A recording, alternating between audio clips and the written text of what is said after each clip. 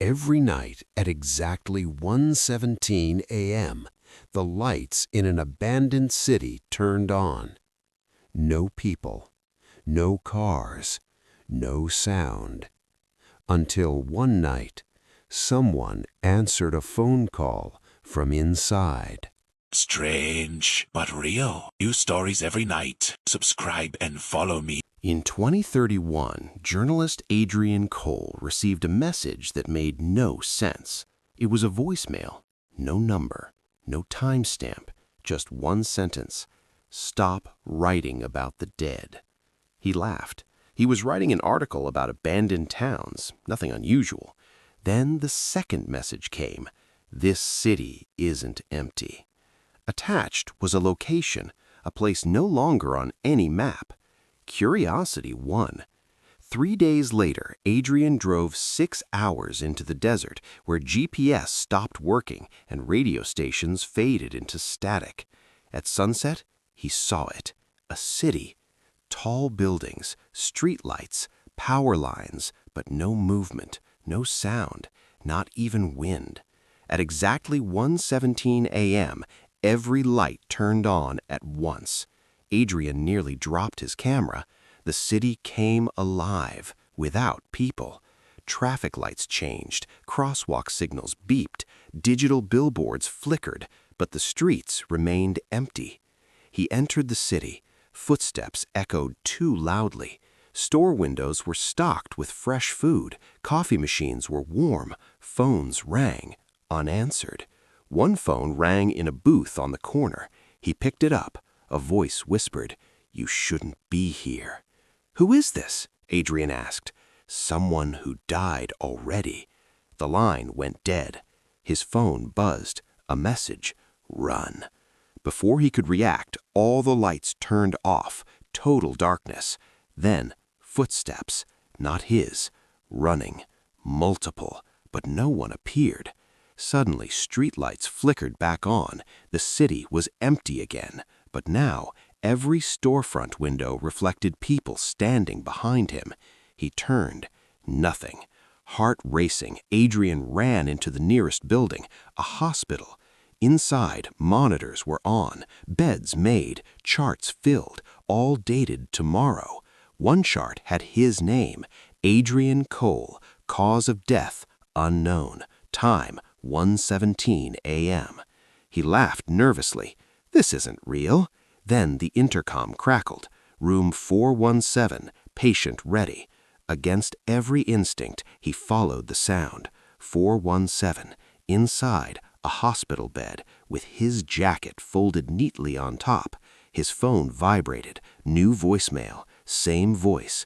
"You don't belong to this timeline." Timeline? The lights flickered. The temperature dropped. Suddenly, every monitor flatlined at once. Beep. Then silence. From the hallway, Adrian heard whispers, hundreds of voices, all at once. He ran out of the hospital into the streets, but the city had changed. Buildings shifted, roads bent at impossible angles. Street signs showed names of people he recognized: his parents, his childhood friend, his editor. Then he saw her, a woman standing in the middle of the street, not moving, not blinking. She looked familiar. "Do you live here?" Adrian asked. She smiled sadly. "I died here." "What?" "Everyone here did." She pointed around. "This city is a waiting room." "For what?" "For people who died but weren't supposed to." Adrian stepped back. "That's impossible." "So is this place." She explained. Years ago, an experiment in quantum data preservation tried to map human consciousness, storing it digitally in case of disaster. It failed, but instead of deleting the data, the system built something else: a city, a place for consciousness without bodies, a place between life and death. "And the lights?" Adrian asked. "They turn on when someone new arrives." "Like me?" She nodded. "But you're different." "Why?" "You're still alive." Suddenly sirens echoed, not police, not ambulances, something deeper, mechanical. The woman grabbed his arm. They know you're here. Who? The system. The city protects itself. Anyone alive is a virus. Streetlights shattered. Windows exploded. Not outward, inward. Buildings began folding into themselves. Gravity shifted. Adrian was thrown against a wall. His phone rang. Same numberless call. Leave now. How? Find the train station. What train? You'll know. She pointed. At the end of the street where moments ago there had been nothing, now stood a subway entrance. He ran. Behind him the city screamed, not in sound, in vibration. The ground rippled like water. Inside the station, digital screens showed arrival times, but no destinations, only names, human names. Some crossed out, some blinking. One name flashed at the top, Adrian Cole, arriving 1:17 a.m. His watch read 1:16. He ran down the stairs. A train roared into the station, silently. Doors opened. Inside were people, hundreds, standing, not moving, eyes open, unblinking. The woman appeared beside him. If you get on, she said, you stay. If I don't, you die. He hesitated. Come with me. She smiled. I can't. I already crossed.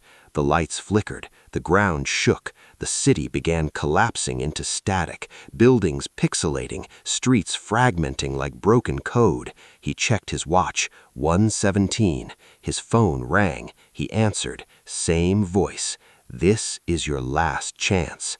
Suddenly, Adrian remembered. Weeks earlier, he'd been in a car accident, a semi-truck, rain, headlights, then nothing. He'd woken up in a hospital 2 days later. Doctors said he was lucky, no brain damage, no memory loss. But what if he died? For 1 minute and 17 seconds. The train horn sounded. He jumped off the platform, not onto the train, but into the darkness behind it. Everything went white. Adrian woke up in a hospital bed, monitors beeping, nurses shouting, doctors running.